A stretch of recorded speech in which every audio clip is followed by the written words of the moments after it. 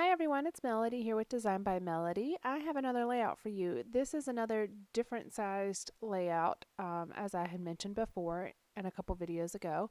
I am doing two half pages here. They measure 6 inches wide by 12 inches tall on both of them. They do document the same event. They're just going to be back to back in my album. Since I'm going to use some smaller pieces of paper here, and these are just some scraps that I had in the little kit I had created myself, I'm going to use this green, kind of hunter green cardstock paper as my base. And this is just to give me something to stabilize my layout. I didn't necessarily need it since I was going to put something else on the opposite side, but it just made it easier to work with. So as I mentioned before also, I love this lime green and teal diagonal stripe paper. I think it's probably one of my favorite papers that I purchased in a while. I really even like the B side of it as well.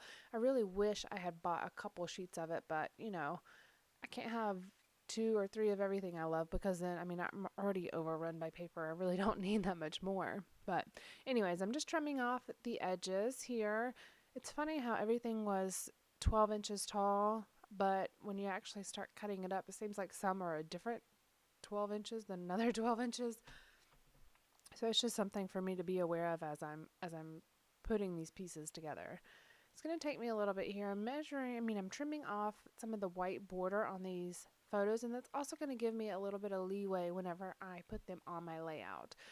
Together they would take up a full 12 by 12.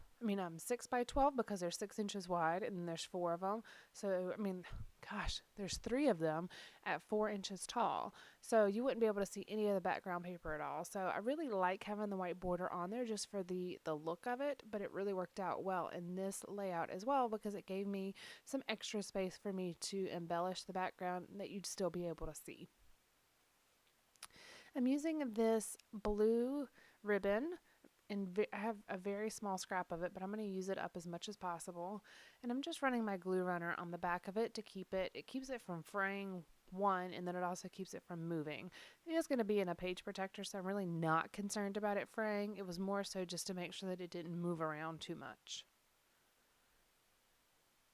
These again are pictures of the zoo, our visit to the zoo. So they're out. The pictures were taken outside, and I really like how vibrant the colors are. So using the color scheme that I'm using kind of plays up on the vibrancy of the blue water in the polar bear exhibit that we're looking at. Using these circle alphas, these were actually purchased at Target in their dollar section. I really wish I had purchased maybe 4 or 5 sets of these because now just today I was scrapbooking and I'm realizing I'm down to like 2 A's and maybe 2 or 3 E's. I'm using them up pretty quickly.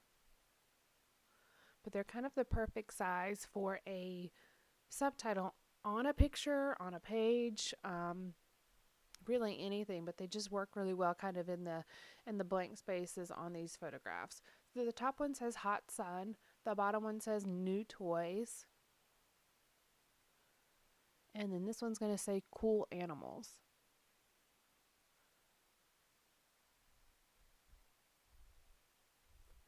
I saw on Peachy Cheap the other day. I haven't purchased from there yet, but I did see the other day that they had the October afternoon alpha stickers. I think they were the sticky keys ones, and I don't know if it had tile letters in there or not. I think it was all the sticky keys alphas, and I think they were like $7 or $8. I really should have purchased them, but I didn't.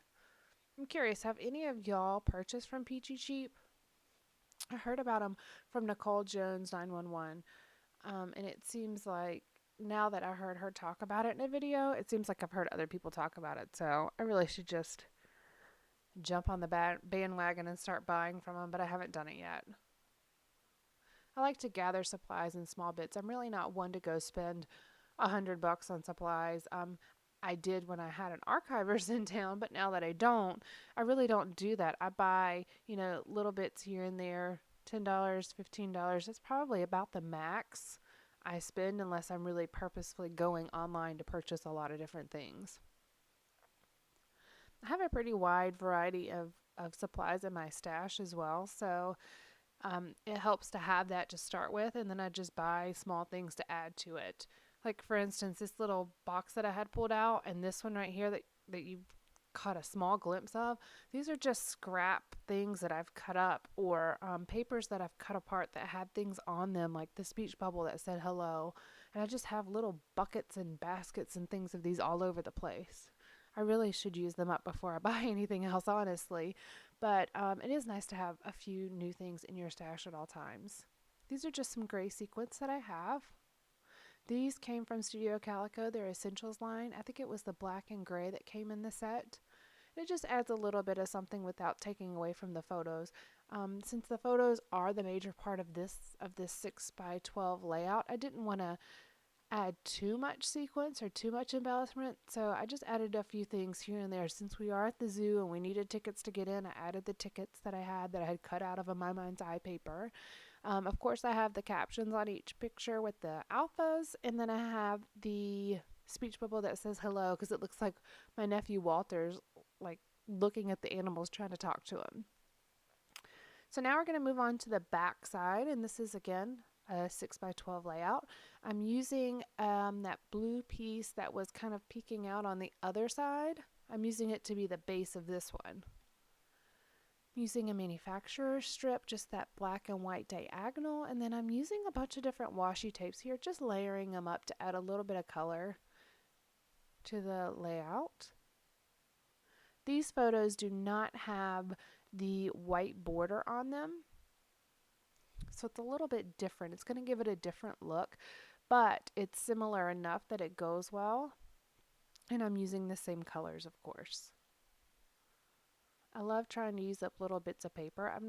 I have a hard time throwing stuff away unless it's a small little piece, like the little pieces that are off to the right side of my mat there will definitely be thrown away, but that's about the most I throw away, other than pieces that I've trimmed off my photos, of course. Just trimming down these photos. I'm taking a little bit off the height, but not a whole lot, just kind of the blank space, the sky and the trees. And then a little bit on this other one. This was the hardest one to trim because it was a more up-close shot. But I just wanted to be able to have the background peek through, and then I wanted to stagger the photos.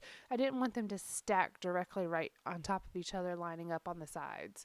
Now, because I like the white border so much, I am going to go ahead and add a border to these photos. It keeps it consistent with the other pictures that I have in my scrapbook album at this point. I had ordered them from different companies when I was trying out different companies. I've pretty much settled on one company that I use for all of my photo printing, and that is Snapfish. If you guys haven't tried out Snapfish, I think it's one of my favorite ones. I pretty much order exclusively from them now. They have discount codes all the time. I get them in my email at least probably twice a month, and so I just order about once a month. I order photos, and I do 100 photos at a time or so. It takes me a while to kind of figure out which photos I'm going to print, but I do about 100 photos at a time, and I just ordered some the other day. It was 3 months worth of photos for my scrapbook album, and I had a promo code. I want to say it was 50% off or something. And I also ordered some photos for the grandparents of Kaylin. So I got about 100 photos or so for me to scrapbook, and then I ordered some 5x7s to give to the grandparents, and I think I spent like $9. So I am extremely pleased with them, and I like that you can do collages directly on their website, and you can also do the white border. So it's a win-win. It's the best quality photos.